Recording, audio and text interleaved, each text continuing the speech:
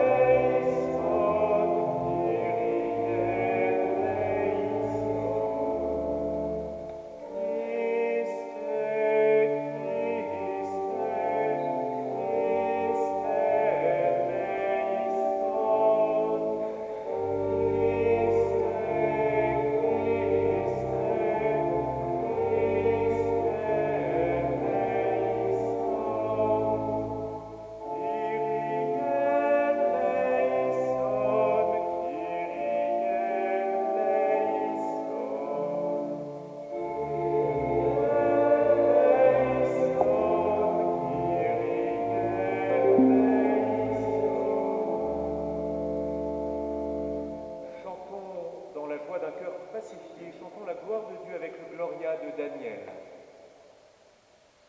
Gloire à Dieu au plus haut des cieux, et paix sur la terre aux hommes qui l'aiment.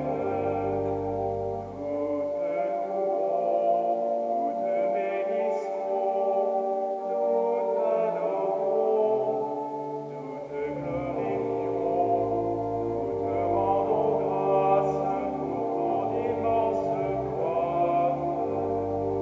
Seigneur Dieu, roi du ciel, Dieu le Père Tout-Puissant, Seigneur Fils unique Jésus-Christ, Seigneur Dieu, agneau de Dieu, le Fils du Père, toi qui enlèves le péché du monde, prends pitié de nous. Toi qui enlèves le péché du monde, reçois notre prière. Toi qui es assis à la droite du Père, prends pitié de nous.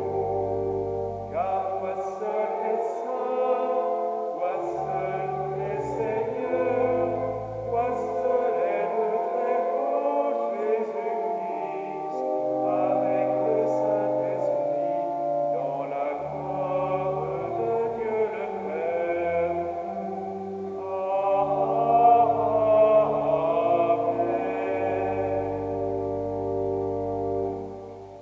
Prions le Seigneur. Dieu éternel, tu as voulu fonder toutes choses en ton Fils bien-aimé, le roi de l'univers. Fais que toute la création libérée de la servitude reconnaisse ta puissance et te glorifie sans fin.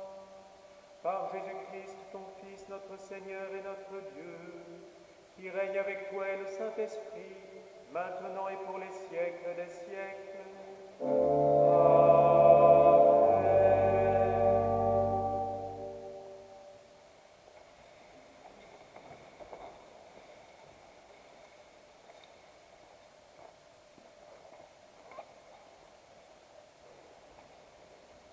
Lecture du livre du prophète Ézéchiel. Ainsi parle le Seigneur Dieu. Voici que moi-même, je m'occuperai de mes brebis, et je veillerai sur elles. Comme un berger veille sur les brebis de son troupeau quand elles sont dispersées, ainsi je veillerai sur mes brebis, et j'irai les délivrer dans tous les endroits où elles ont été dispersées un jour de nuages et de sombres nuées. C'est moi qui ferai paître mon troupeau, et c'est moi qui le ferai reposer. oracle du Seigneur Dieu. La brebis perdue, je la chercherai. L'égarée, je la ramènerai. Celle qui est blessée, je la panserai. Celle qui est malade, je lui rendrai des forces. Celle qui est grasse et vigoureuse, je la garderai. Je la ferai paître selon le droit. Et toi, mon troupeau, ainsi parle le Seigneur Dieu, voici que je vais juger entre brebis et brebis, entre les béliers et les boucs. Parole du Seigneur.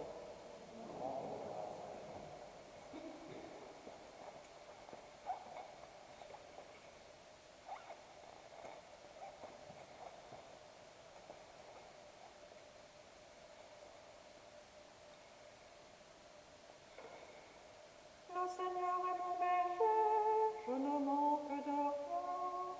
Sur des prés d'herbes fraîches, il me fait reposer. Il me mène vers les eaux tranquilles et me fait revivre. Il me conduit par le juste chemin pour l'honneur de son nom. Si je traverse les ravins de la mort, je ne crains aucun mal, car tu es avec moi. Ton bâton me guide et me rassure. Tu prépares la table pour moi devant mes ennemis. Tu répands le parfum sur ma tête. Ma coupe est débordante. Grâce et bonheur m'accompagnent tous les jours de ma vie. J'habiterai la maison du Seigneur pour la durée de mes jours.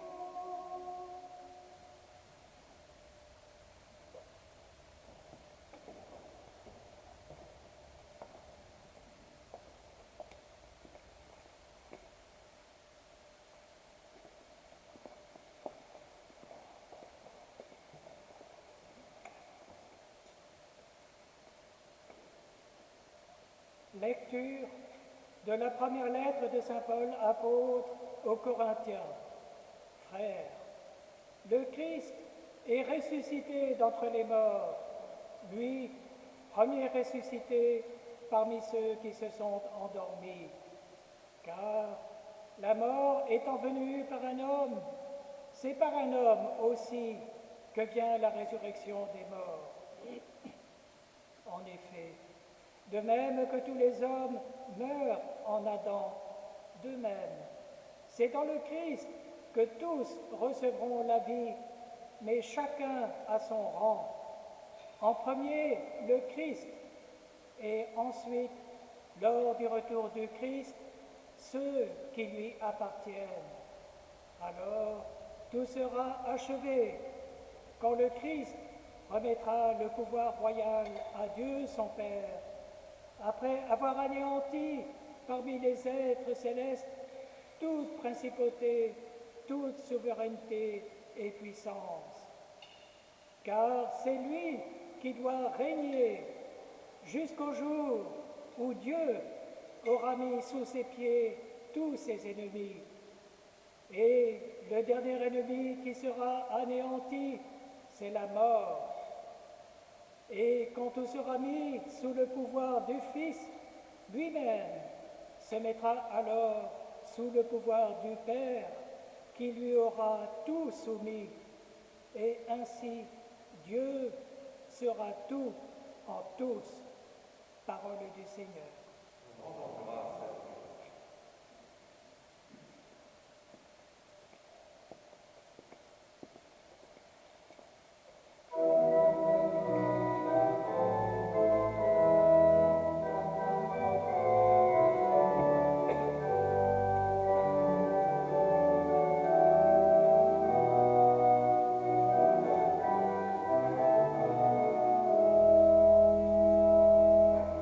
Alléluia.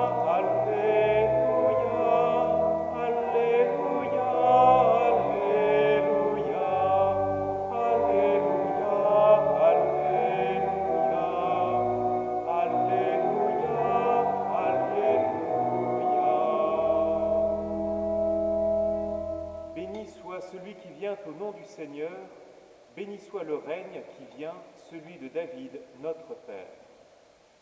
Alléluia, Alléluia, Alléluia, Alléluia, Alléluia, Alléluia, Alléluia, Alléluia. Le Seigneur soit avec vous et avec votre esprit. Évangile de Jésus-Christ selon saint Matthieu. Gloire à toi, Seigneur.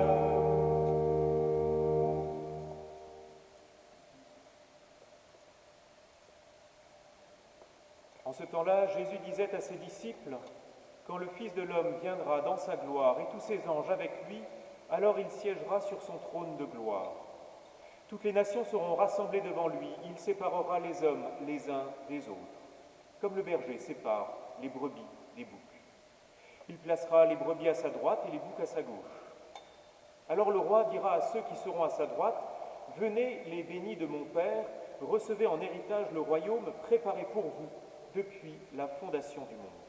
Car j'avais faim et vous m'avez donné à manger, j'avais soif et vous m'avez donné à boire, j'étais un étranger et vous m'avez accueilli, j'étais nu et vous m'avez habillé, j'étais malade et vous m'avez visité, j'étais en prison et vous êtes venus jusqu'à moi. » Alors les justes lui répondront, « Seigneur, quand est-ce que nous t'avons vu?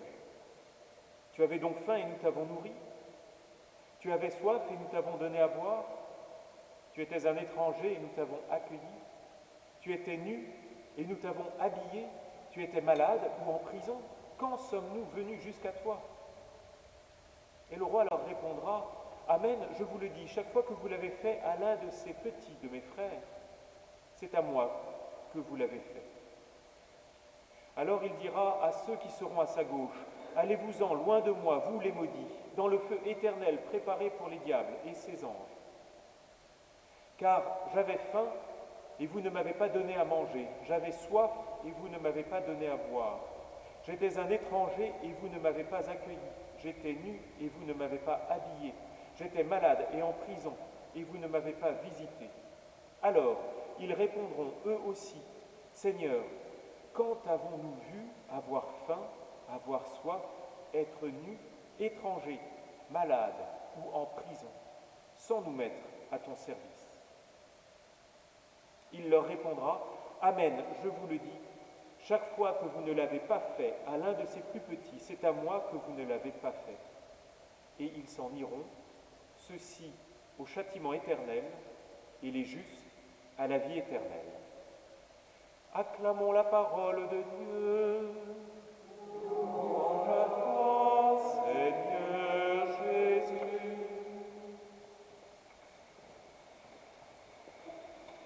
La question est posée, elle est fondamentale car elle engage à la fois la vie en ce monde et dans l'autre.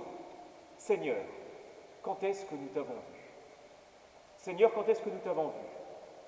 Ou pour le dire autrement, suis-je capable de reconnaître le Seigneur Jésus ici en ce monde, pour le servir, et pour ensuite le reconnaître au jour du jugement, ou pour être reconnu de lui au jour du jugement? Le Seigneur Jésus parle de sa venue en gloire comme d'un jugement qui surprendra ceux qui sont jugés, qui surprendra tous ceux qui sont jugés. Il y a là deux éléments intéressants à noter. D'une part, l'étonnement, et d'autre part, la mention de toutes les nations. Toutes les nations seront rassemblées devant lui, toutes les nations. C'est l'universalité de l'humanité qui se retrouvera devant le Christ pour être jugée. Et pour être jugée en vérité. Toutes les nations seront jugées, mais chaque homme, individuellement, parmi les nations, chaque homme, personnellement, sera jugé, et jugé en vérité. De même qu'un berger sait distinguer les brebis des chèvres au premier coup d'œil, de même, le Fils de l'homme, quand il viendra dans sa gloire, séparera les hommes, en vérité, d'un simple regard, au premier coup d'œil, et sans risque d'erreur de jugement. qu'aucun berger ne pourrait se tromper et confondre une brebis d'une chèvre.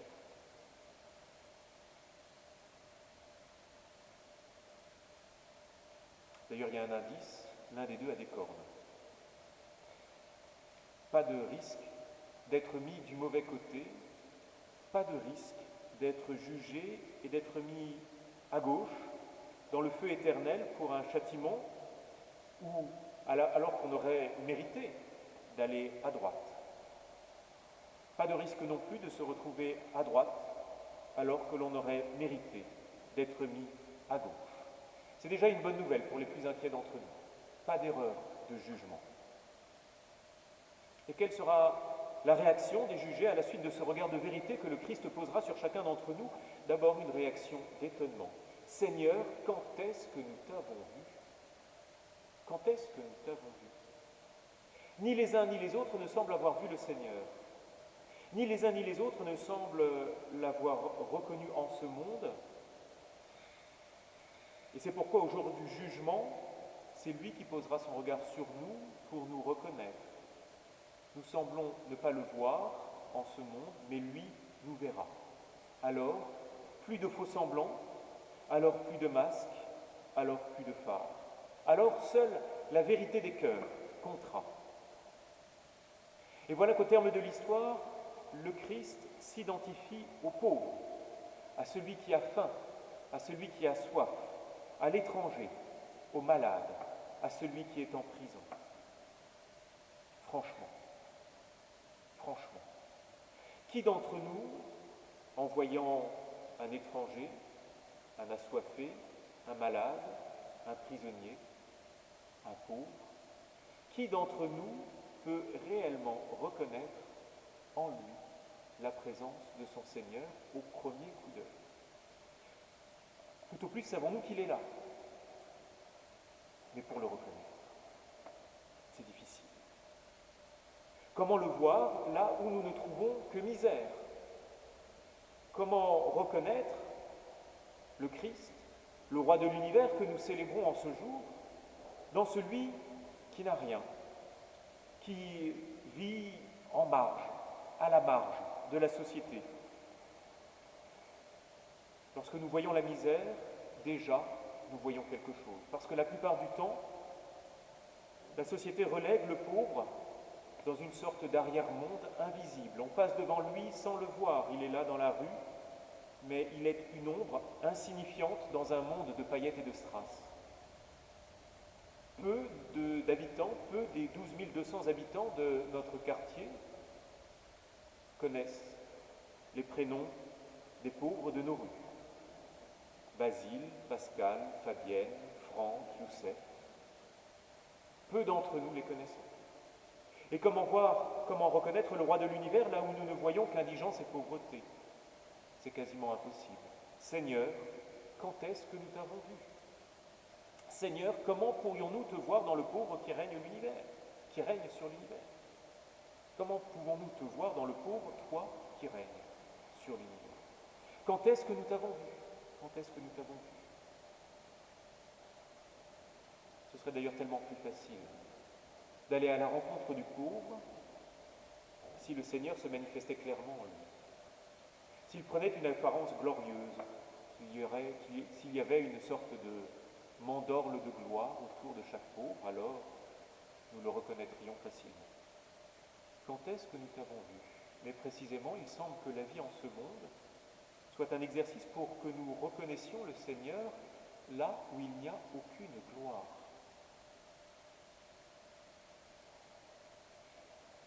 Et pourtant,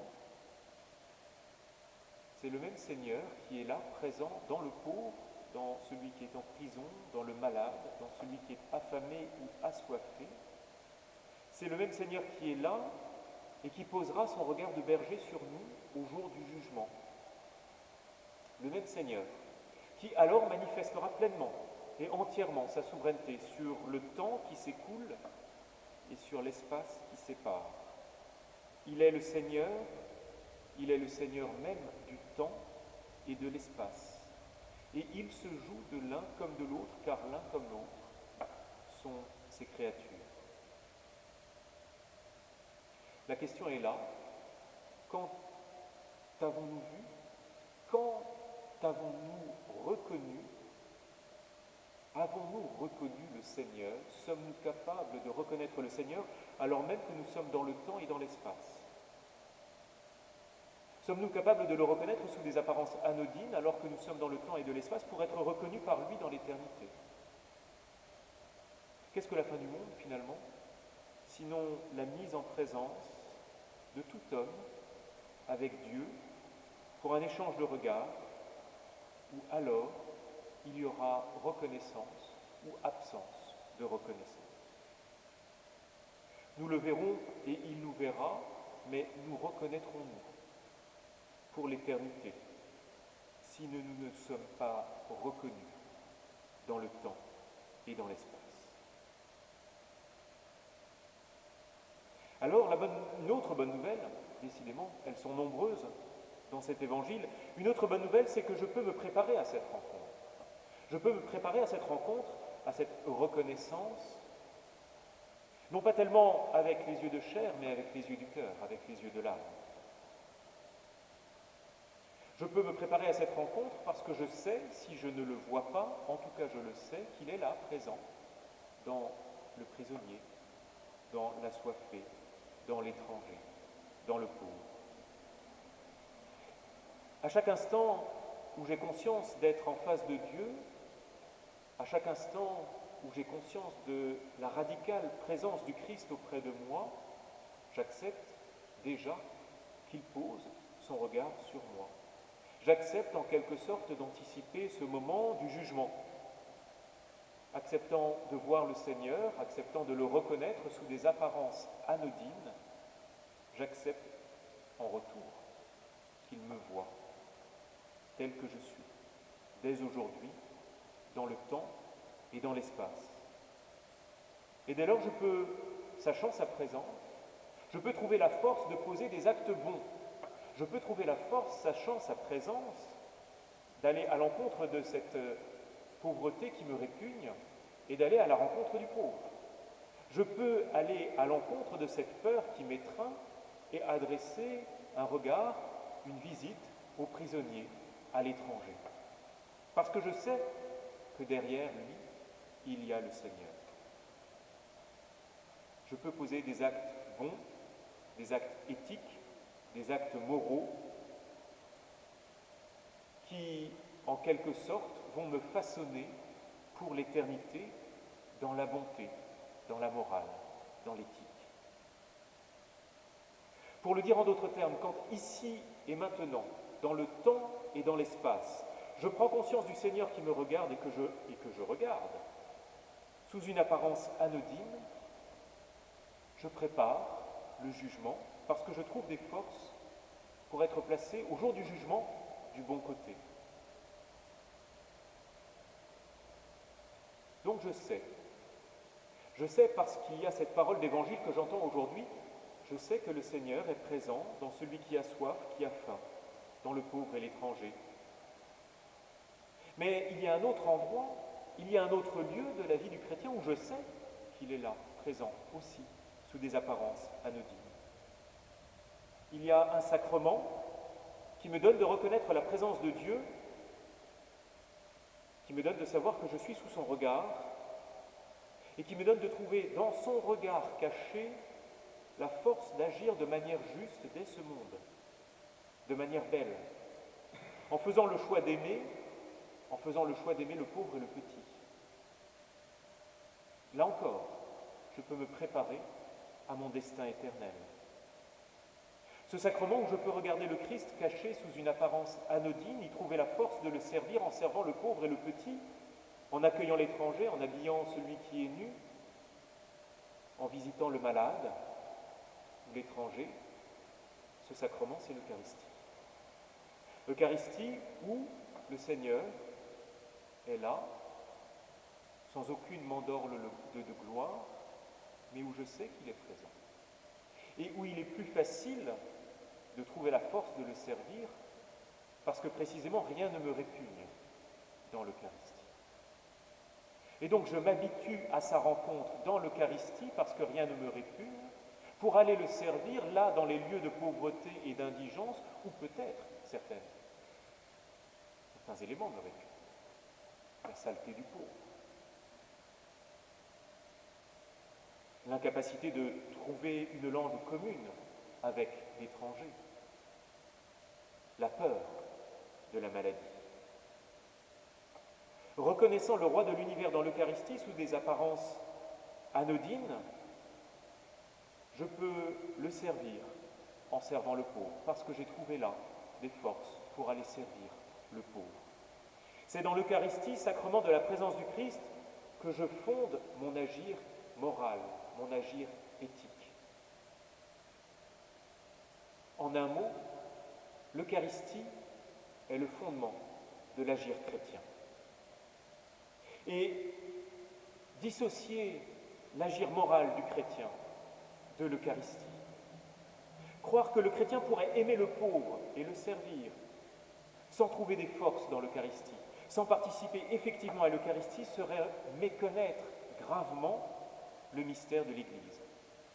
Cela reviendrait à réduire l'Église à une société de bienfaisance, à une organisation caritative, ce qui est très bien par ailleurs, ce qui n'est pas le mystère de l'Église. L'Eucharistie, la participation effective à la messe, juge nos vies parce qu'elle nous situe en liberté devant la présence indéfectible du Christ à son Église, mais une présence cachée, une présence anodine, au milieu des menaces du monde. Et déjà, nous dit, parce qu'elle porte nos regards sur l'éternité, nous dit la caducité de cette existence aussi. Si je parviens à reconnaître sa présence dans l'hostie, dans le temps et dans l'espace, alors je parviendrai à le savoir présent dans le temps et dans l'espace, dans le pauvre. Et je parviendrai aussi, d'ailleurs, à le reconnaître lors de son retour en gloire. Et je serai reconnu par lui. L'Eucharistie nous engage à agir auprès des pauvres parce que lorsque je communie, j'ai conscience de la présence du roi de l'univers sous des apparences anodines dans ce monde. Je sais qu'effectivement, ça n'est pas du flanc quand il me dit « quand vous l'avez fait à l'un de ces plus petits de mes frères, c'est à moi que vous l'avez fait ». Il ne dit pas « c'est comme si vous l'aviez fait à moi ». Il ne dit pas « je m'associe à toute pauvreté dans le monde ». C'est à moi que vous l'avez fait. J'ai conscience de la présence du roi de l'univers qui est possible dans ce monde sous des apparences anodines.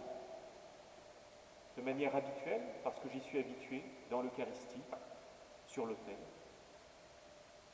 et de manière auquel je peux m'habituer dans le pauvre, le petit, dans celui qui est malade et en prison, celui qui est nu, étranger, qui a soif, qui a faim.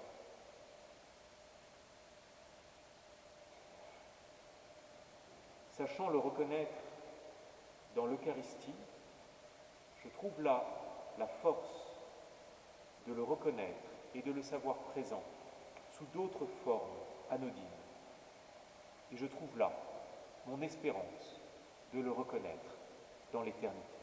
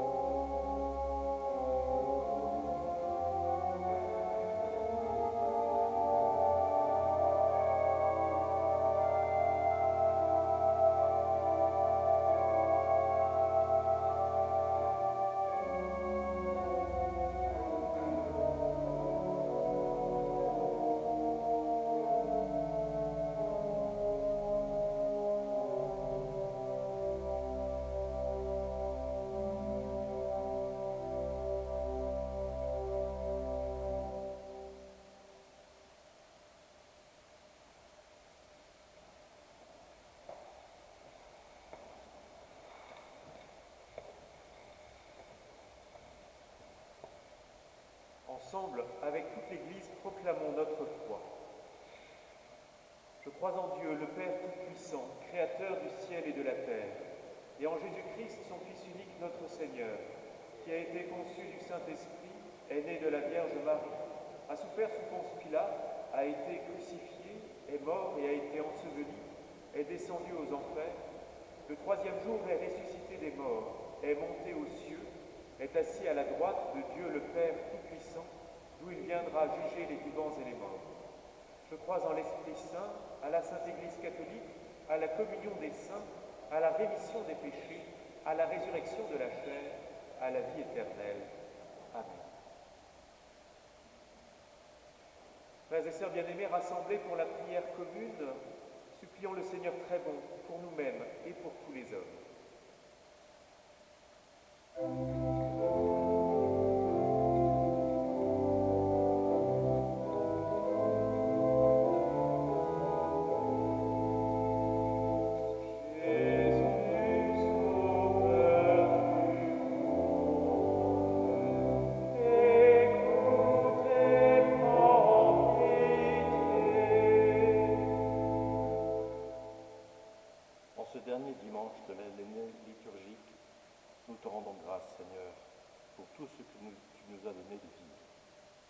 Partagée, pour les épreuves où ta présence s'est révélée.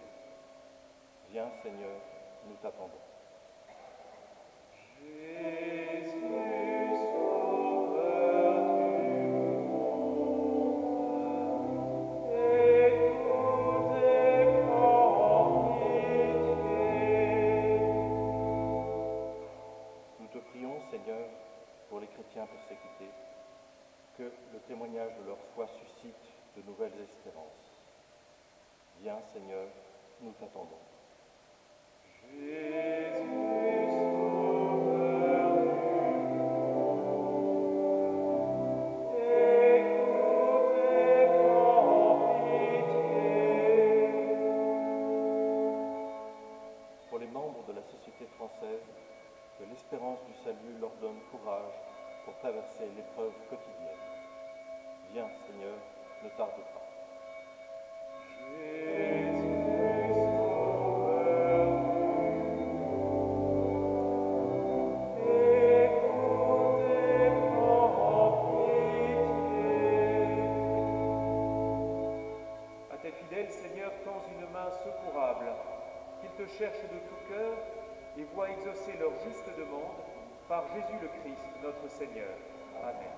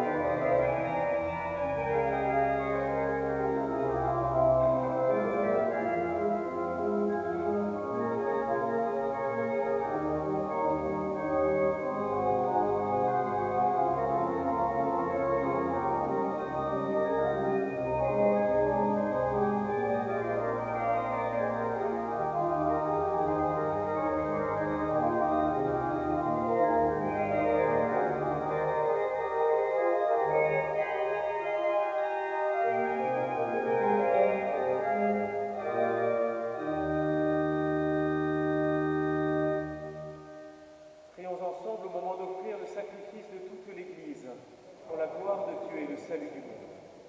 En offrant le sacrifice qui te réconcilie les hommes, Seigneur, nous te prions que ton Fils lui-même accorde à tous les peuples les biens de l'unité et de la paix, lui qui règne avec toi et le Saint-Esprit, maintenant et pour les siècles des siècles. Amen. Le Seigneur soit avec vous et avec votre esprit. Élevons notre cœur, le tournons vers le Seigneur. Rendons grâce au Seigneur notre Dieu. Cela est juste et bon. Vraiment, il est juste et bon de te rendre gloire, de t'offrir notre action de grâce toujours et en tout lieu.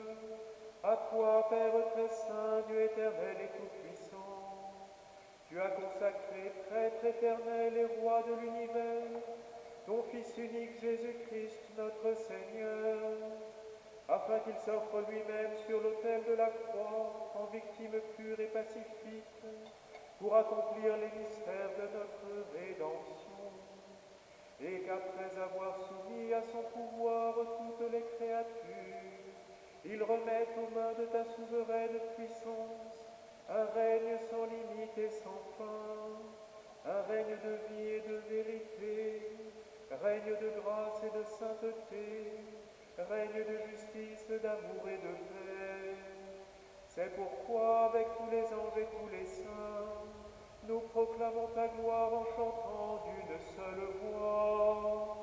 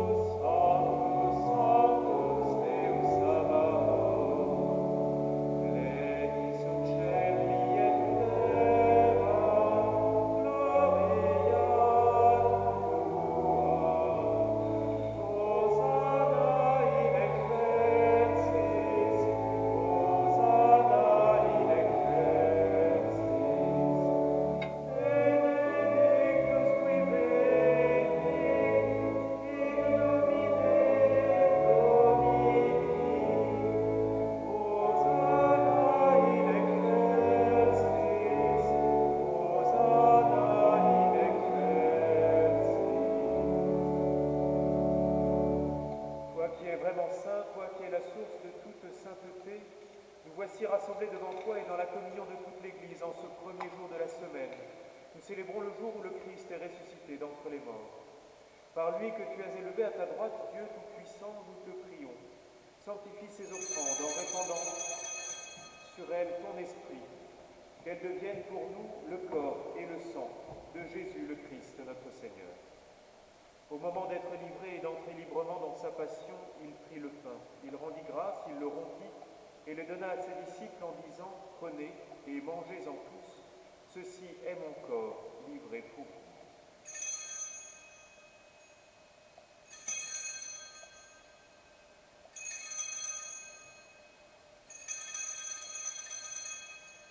De même, à la fin du repas, il prit la coupe.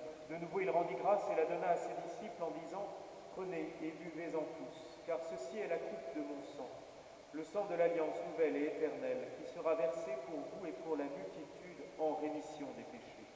Vous ferez cela en mémoire de moi. »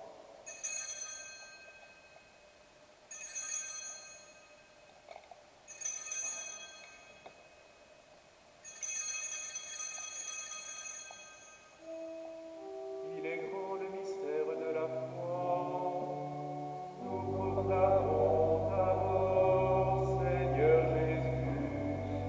Nous célébrons ta résurrection. Nous attendons ta venue dans la gloire. Faisant ici mémoire de la mort et de la résurrection de ton Fils, nous t'offrons, Seigneur, le pain de la vie et la coupe du salut. Et nous te rendons grâce car tu nous as choisis pour servir en ta présence. Humblement, nous te demandons qu'en ayant part au corps et au sang du Christ, nous soyons rassemblés par l'Esprit Saint en un seul corps. Souviens-toi, Seigneur, de ton Église répandue à travers le monde. Fais-la grandir dans ta charité avec le pape François, notre évêque Michel, et tous ceux qui ont la charge de ton peuple. Souviens-toi aussi de nos frères qui se sont endormis dans l'espérance de la résurrection et de tous les hommes qui ont quitté cette vie, reçois-les dans ta lumière auprès de toi. Sur nous tous, enfin, nous implorons ta bonté. Permets qu'avec la Vierge Marie, la bienheureuse Mère de Dieu, avec Saint Joseph, son époux, avec les apôtres et les saints de tous les temps qui ont vécu dans ton amitié, nous ayons part à la vie éternelle et que nous chantions ta louange par Jésus-Christ, ton Fils bien-aimé. Par lui, avec lui et en lui. Amen. À toi, Dieu le Père Tout-Puissant, dans l'unité du Saint-Esprit. Amen. Tout honneur et toute gloire pour les siècles des siècles.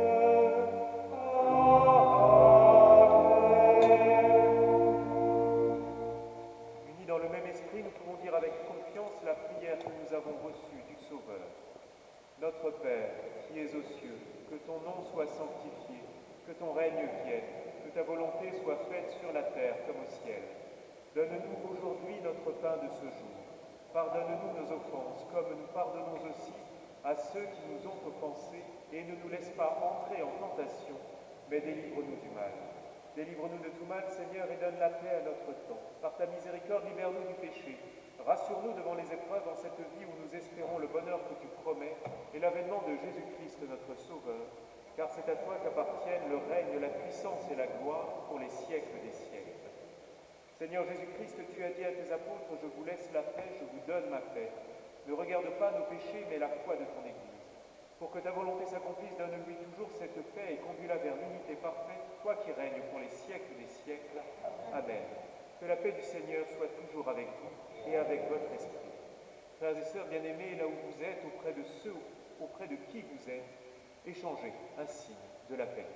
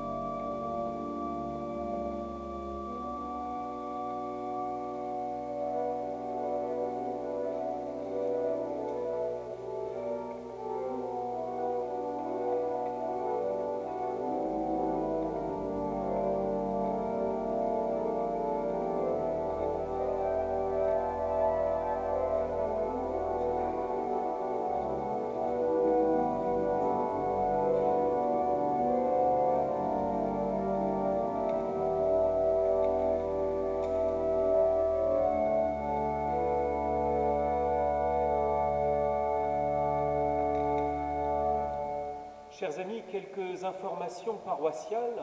Tout d'abord, nous avons bon espoir que les messes puissent reprendre bientôt, durant le mois de décembre. Lorsque ce sera le cas, je vous le dis déjà pour que vous puissiez vous préparer, lorsque ce sera le cas, il y aura assurément une jauge, mais nous y sommes habitués maintenant. Et notez d'ores et déjà les horaires des messes qui seront célébrées, les messes dominicales, qui seront célébrées le samedi à 18h ici et le dimanche à 11h. Alors nous y sommes habitués, la jauge est fixée à environ 100 personnes et donc si le dimanche à 11h il y a plus de 100 personnes, enfin je ne sais pas quelle sera la jauge qui sera fixée pour ce mois de décembre, jusqu'à présent c'était environ 100 personnes, enfin c'était 100 personnes. Dès lors qu'on dépasse les 100 personnes, les portes sont fermées, on ne peut plus rentrer dans l'église. Il faudra, si vous venez à 11h, avec du retard, il faudra à ce moment-là trouver une autre messe dominicale. Ou alors vous pouvez prévoir les choses et venir de temps en temps le samedi soir à 18h. Une très bonne nouvelle, les 4 cloches de Sainte-Élisabeth de Hongrie fonctionnent à nouveau. Vous avez peut-être pu les entendre. On entend les 4 tons différents, notamment aux heures. Si vous ne les avez pas encore entendus, n'hésitez pas à passer pour venir prier et en vous arrangeant pour que votre passage corresponde avec leur pile. Et vous entendrez à ce moment-là les 4 tons des cloches de Sainte-Élisabeth de Hongrie. L'école de la parole va reprendre ce mardi soir. Nous lirons ensemble les psaumes, alors pas les 150 psaumes, bien sûr, durant le temps de l'Avent. Nous lirons 4 psaumes. Du fait du confinement, on ne peut pas faire ça directement ensemble en nous retrouvant à Sainte-Élisabeth de Hongrie. Pour participer à l'école de la parole, je vous invite à vous connecter sur la chaîne YouTube de la paroisse. Mardi à 20h, il y aura un live qui sera organisé et avec les commentaires, on pourra discuter grâce au système de commentaires sur YouTube. Donc, ayez bien sûr à la maison votre Bible, à la page des psaumes, pour que nous puissions apprendre ensemble à lire les psaumes. Et puis, j'ai besoin d'aide jeudi matin, puisque jeudi matin, nous serons livrés de nouvelles chaises et de nouvelles tables pour la salle Sainte-Élisabeth. Vous savez que cette salle Sainte-Élisabeth a été meublée avec ce qui pouvait être meublé, et il y a notamment des tables qui ne sont pas toutes à la même hauteur, qui n'ont pas toutes la même forme, la même taille, et il a été décidé il y a déjà plus d'1 an de renouveler le mobilier. C'est maintenant qu'elles sont livrées. Donc ce nouveau mobilier va être livré jeudi vers 7h du matin. Rassurez-vous, je ne vous demande pas d'être là à 7h du matin, c'est moi qui viendrai ouvrir l'église à 7h du matin. Je vous demande d'être là, si vous le voulez, de donner un coup de main à 7h30, entre 7h15 et 7h30 du matin, avant d'aller travailler pour se mettre en forme, un petit peu d'exercice. Plus on sera nombreux, plus vite ce sera fait. Les tables, chacune sont légères, chaque table pèse 10 kg, donc c'est vraiment un poids plume. Les chaises, c'est négligeable, c'est 1,5 kg. Donc on arrivera très facilement à le faire. Le tout, c'est d'être suffisamment nombreux pour que ça aille vite, le tout en étant espacés les uns des autres des distances nécessaires et recommandées. Donc venez vers 7h20 ce jeudi à l'église pour me donner un coup de main. Si nous sommes une dizaine, ce sera fait en un quart d'heure. Si je suis tout seul, ça me prendra la journée.